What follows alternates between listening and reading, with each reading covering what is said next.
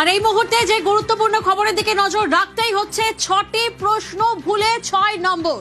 2014 সব পরীক্ষার্থীকে 6 অতিরিক্ত নম্বর প্রাথমিক টেট মামলায় নয়া রায় সুপ্রিম কোর্টের। নির্দেশ বিচারপতি পি নরসিংহ ও অলোক আরাধে বেঞ্চের। অর্ণব প্রতিনিধি আমাদের সঙ্গে রয়েছেন, সরাসরি অর্ণবের থেকে জানবো। অর্ণব, আজ সর্বোচ্চ আদালতের নির্দেশ কি?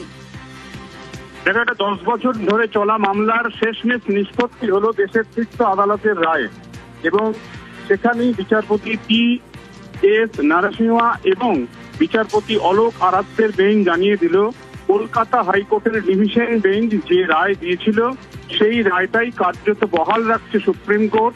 এবং প্রাথমিক টেট 2014 যে পরীক্ষা হয়েছিল 2015 সালে, প্রায় 30 লক্ষ ছেলে বা পড়ুয়া তারা ফর্ম ফিল আপ করে, কিন্তু পরীক্ষায় বসেন 22 থেকে 23 লাখ। এবং এই বিপুল পরিমাণ পরীক্ষার্থী পরীক্ষায় বসার পর যে প্রশ্নের উপর পরীক্ষা হয় প্রাথমিক টেট 2014, সেগুলি চ্যালেঞ্জ হয়। তৎকালীন বিচারপতি সমাপ্তি চট্টোপাধ্যায় তিনি প্রথম রায় দেন যে এই প্রাথমিক টেট 2014 সেখানে প্রশ্ন ভুল রয়েছে, বা প্রশ্ন ঠিক থাকলেও তার যে 4টি করে উত্তরের অপশন দেওয়া হয়েছে সে উত্তরের অপশন ভুল। এবং এক্ষেত্রে বিশ্বভারতীর এক্সপার্টদের দিয়ে তিনি একটি বিশেষজ্ঞ কমিটি করেন, এবং সেই রিপোর্ট হাইকোর্ট খতিয়ে দেখার পর 6টি প্রশ্ন ভুল রয়েছে বলে কলকাতা হাইকোর্ট প্রথম রায় দেয়। এই 6 প্রশ্নের অধিকারটা কারা কারা পাবে?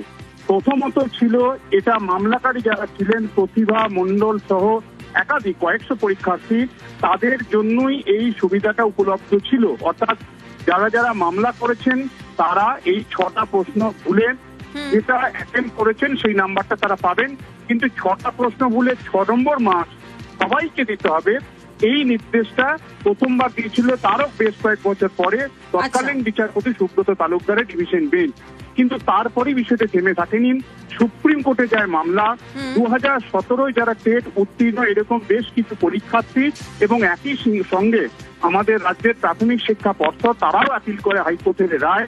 সেই মামলার শেষ এবং আজ সর্বোচ্চ আদালত সেই রায় দিয়েছে যে 6 প্রশ্ন ভুলে 6 নম্বর দেওয়া হবে। অর্ণব, একটা বিষয় তোমার থেকে একবার জানার চেষ্টা করব, তাহলে যে পরীক্ষার্থীরা 2 নম্বর 3 নম্বর বা 4 নম্বরের জন্য যারা উত্তীর্ণ হতে পারেননি, তাহলে তারা প্রত্যেকেই উত্তীর্ণ? তাই তুমি যেমনটা বললে, দেখো 6টা প্রশ্ন ভুল ছিল এবং 6টা প্রশ্নের জন্য 6 মার্কস প্রশ্ন ভুলের জন্য প্রত্যেকে দিতে হবে, এমনটা সুপ্রিম কোর্টের আদেশ। কাজেই 6 নম্বর যার শর্ট ছিল তিনি টেট উত্তীর্ণ হবেন। এখন 1 বা 2 বা তার মধ্যবর্তী যে নাম্বার কম ছিল তারা প্রত্যেকেই উত্তীর্ণ হবেন এবং টেট শংসাপত্র পাওয়ার অধিকার।